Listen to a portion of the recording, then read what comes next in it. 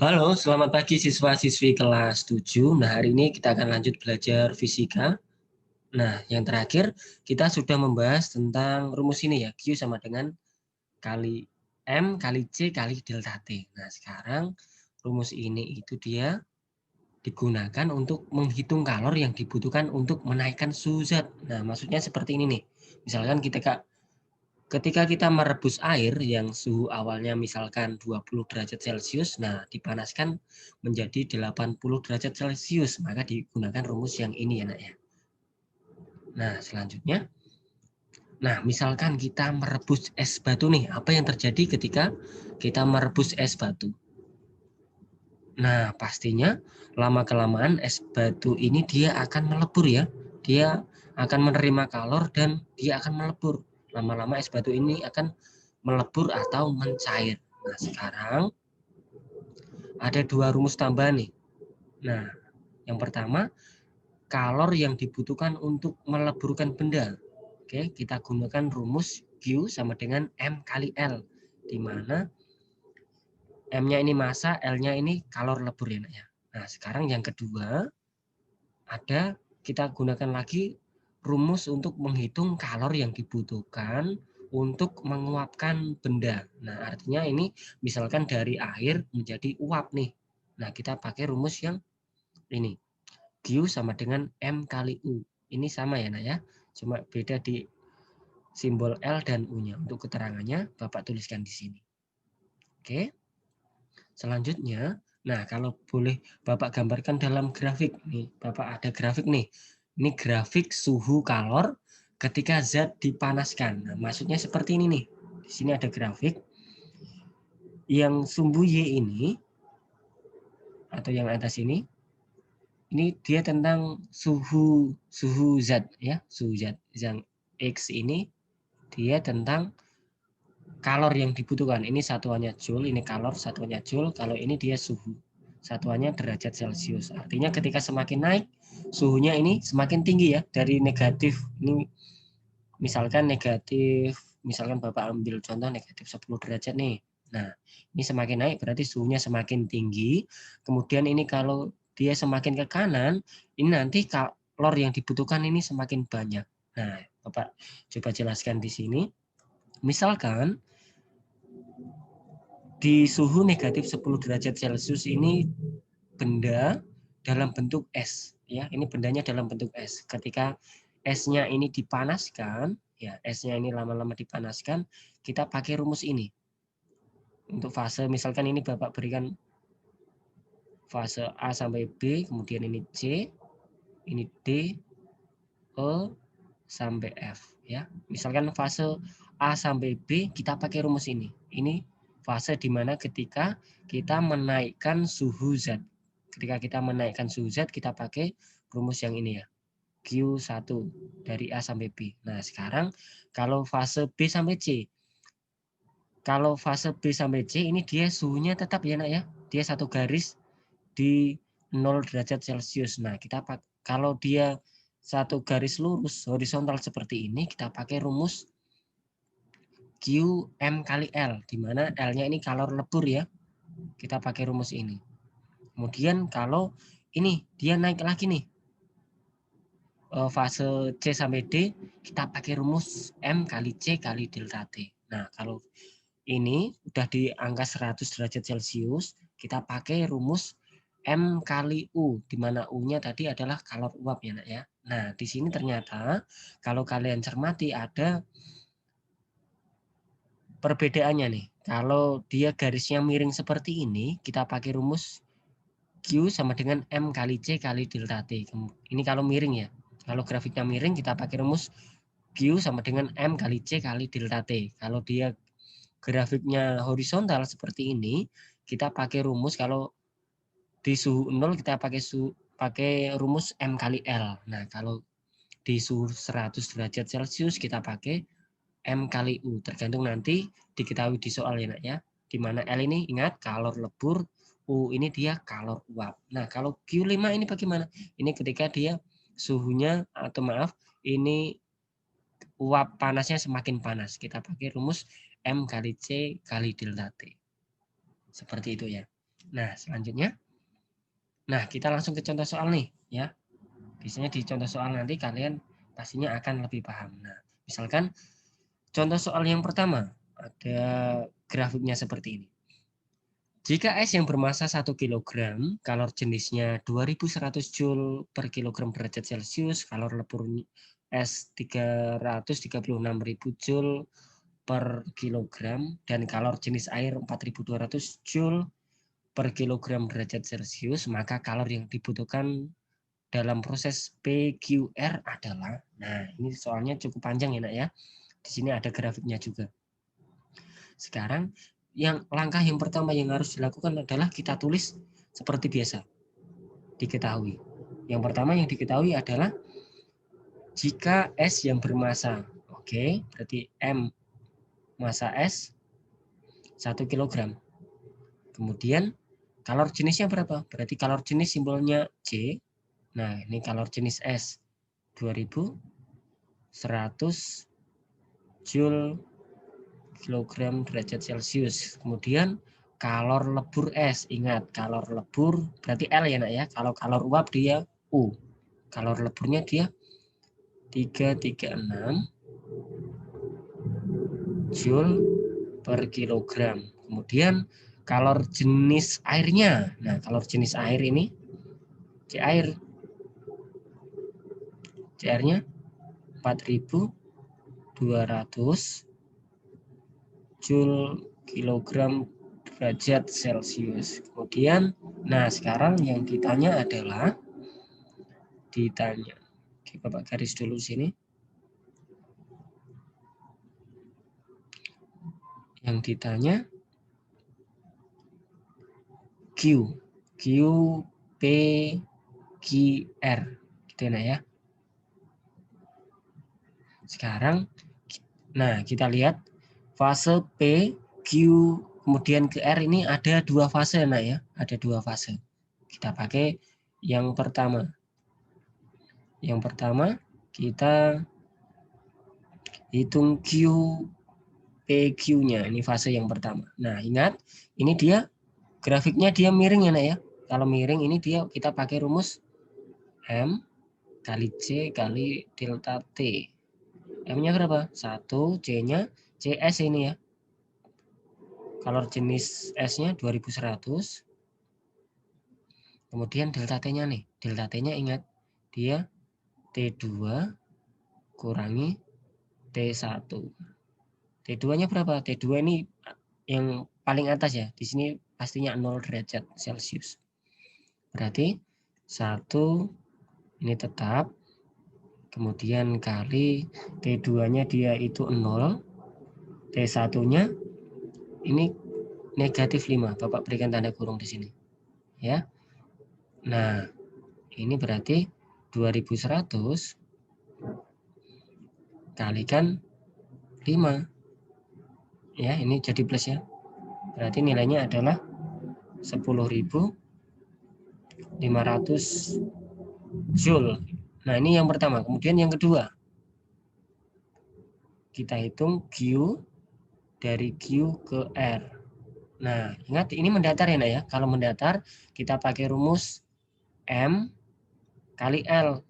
L karena ini dia melebur nih. Ini dia fase di mana dia wujudnya dia dari es menjadi air. Kalau ini tadi dia dari masih es ya. Ini masih es, PQ masih es. Dari fase Q sampai R dia dari es menjadi air. Sekarang M-nya berapa? M-nya dia tetap 1, kalor leburnya 336.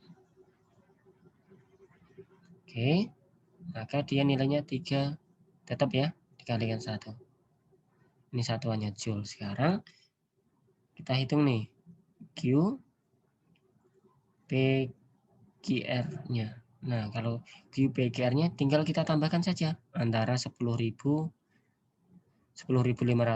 ini ya, tambah 336.000. Kita tambahkan. Maka didapatkan nilainya 346.500 Joule. Nah, ini untuk soal yang pertama. Oke, Bapak lanjutkan ke slide berikutnya.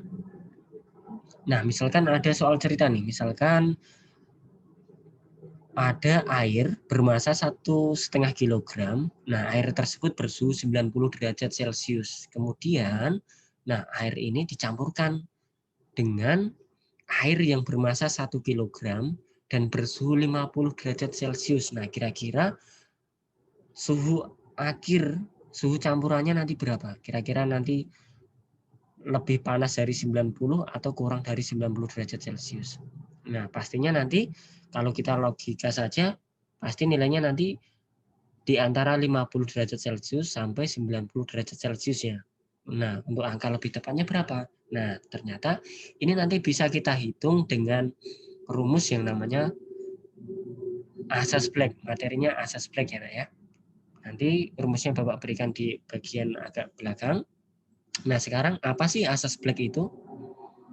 Asas Black adalah suatu prinsip dalam termodinamika yang dikemukakan oleh Joseph Black. Nah, ini penemunya ya, Joseph Black. Nah, bunyi asas Black ini sendiri adalah pada pencampuran dua zat, banyaknya kalor yang dilepas zat yang suhunya lebih tinggi sama dengan banyaknya kalor yang diterima zat yang suhunya lebih rendah. Nah, ini kalau dalam bentuk rumusnya seperti apa nih, Pak? Nah, kalau dalam bentuk rumusnya seperti ini nih. Rumusnya, nah rumus asas Black ini adalah Q lepas sama dengan Q terima. Oke, di mana dapat Bapak jabarkan di sini. Untuk Q lepasnya ini pastinya untuk benda yang punya suhu lebih tinggi ya. Kemudian Q terimanya untuk benda yang suhunya lebih rendah. Misalkan tadi ini untuk air bersuhu 50 derajat Celcius ini misalkan. Nah, ini Q lepasnya untuk air yang tadi 90 derajat Celcius. Nah, contohnya seperti itu. Ini dapat Bapak turunkan rumusnya menjadi ini. Di mana rumus mencari Q adalah M kali C kali delta T. Nah, untuk TA ini dia suhu campuran. Keterangannya Bapak tuliskan di sini. Nah, Bapak akan berikan contoh soalnya. Oke. Nah, di sini ada contoh soal seperti ini nih bunyinya. Air sebanyak setengah kilogram yang bersuhu 100 derajat Celcius dituangkan ke dalam bejana dari aluminium yang memiliki massa setengah kilogram. Jika suhu awal bejana sebesar 25 derajat Celcius, kalor jenis aluminium 900 Joule per kilogram derajat Celcius dan kalor jenis air 4200 Joule per kilogram derajat Celcius, maka tentukan suhu kesetimbangan yang tercapai. Nah, ini anggap tidak ada kalor yang mengalir ke lingkungan ya. Oke, kita kerjakan untuk soal ini. Langkah pertama, kita tuliskan diketahuinya. Diketahui atau sebelum diketahui nah ya, kita rumuskan Q lepas sama dengan Q terima. Di mana untuk Q lepas ini air sebanyak setengah kilogram yang bersuhu 100 derajat Celcius. Nah, ini pastinya ini untuk air ya. Q lepasnya ini untuk air, kemudian dituangkan ke dalam bejana. Nah, bejananya ini bejana ini artinya wadah ya, nah ya. Tempat. Nah, ini dia aluminium. Aluminium. Ini aluminium. Airnya ini otomatis dia untuk Q lepas ini untuk suhu yang lebih tinggi, Q terima untuk suhu yang lebih rendah. Karena di sini suhu airnya 100 derajat Celcius dan suhu aluminiumnya 25 derajat Celcius. Oke, Bapak akan lanjutkan di sini. Diketahui M1. Nah, ini Bapak tuliskan juga ya. Ini untuk yang Q lepas, Q terima. Biar kalian tidak bingung. Untuk air ini kita tulis ini yang 1. Kemudian untuk aluminium ini yang 2. Diketahui M1 0,5 kg. Kemudian M suhu T1 ya. Untuk 1 ini yang air ya, Nak ya. Ini 100 derajat Celcius, kemudian dituangkan ke dalam bejana. M2. Massa benda 2 bejananya berapa? Sama, 0,5 kilogram. Kemudian jika suhu awal bejana berarti T2 ya, nah, T2-nya 25 derajat Celcius. Nah, kemudian kalor jenis aluminiumnya. Kalor jenis aluminium berarti dia C2 ya, karena aluminium dia kok ini 2. C2-nya dia 900 Joule kilogram per derajat Celcius. Kemudian C airnya, C air ini C1 ya. Kemudian ini 4200.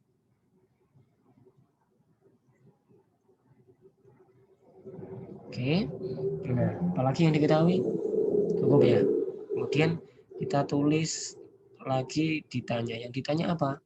Yang ditanya itu dia TA atau suhu akhir campuran. TA-nya berapa?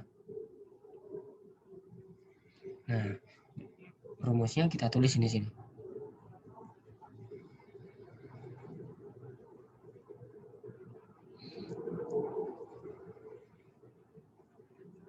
Rumusnya kita tulis M 1 kali C1 kemudian T1 kurangi TA kemudian sama dengan M2 kali C2 kali TA kurangi T2. Oke. Nah, sekarang kita tuliskan nih. M1-nya berapa? 0,5. C1-nya 4200. Ini ya, C1 4200. T1-nya tadi 100. TA ini yang dicari ya. TA yang dicari. Kemudian M2-nya berapa? M2-nya dia 0,5. C2-nya dia 900. Oke, hati-hati nah ya. TA ini yang dicari. Kemudian T2-nya 25. Oke. Selanjutnya ini kita kalikan. 4200 kalikan setengah 2100. Ini 100. Ini kurang ya. TA.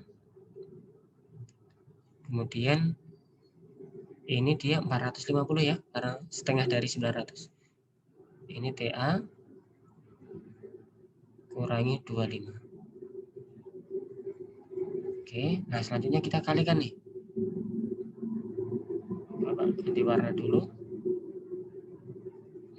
Ini kalikan sini, kemudian kalikan sini ya. Berarti 2100 kalikan 100. Oke, hasilnya ini. Kemudian 2100 kalikan TA. Nah, nilainya adalah 2100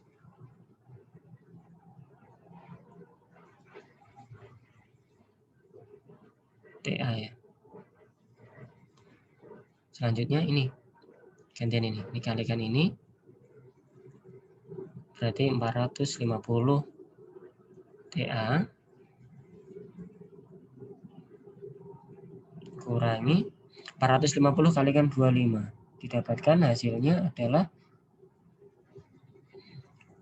coba dihitung dulu, 450 kalikan 25. Hasilnya adalah 11.250.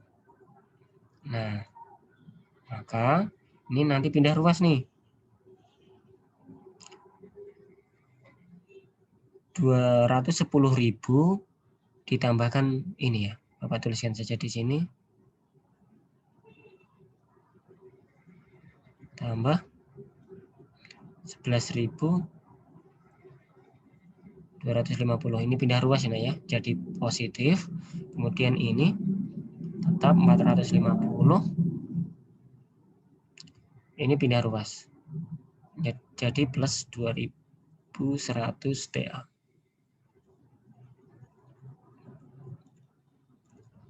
Nah, maka singkatnya ini ya, Nak ya. TA ini sama dengan ini nanti ditambahkan, kemudian ini nanti juga ditambahkan. Ini maaf, ini kurang TA ya. Kurang TA. Jadi TA sama dengan 221 250 dibagi ini. Dibagi 2550. Maka didapatkan TA-nya sama dengan 86,76 derajat Celcius. Nah, kira-kira itu yang dapat Bapak sampaikan pada materi pembelajaran hari ini. Kiranya anak-anak tetap semangat belajar, stay fit, stay healthy, and God bless you.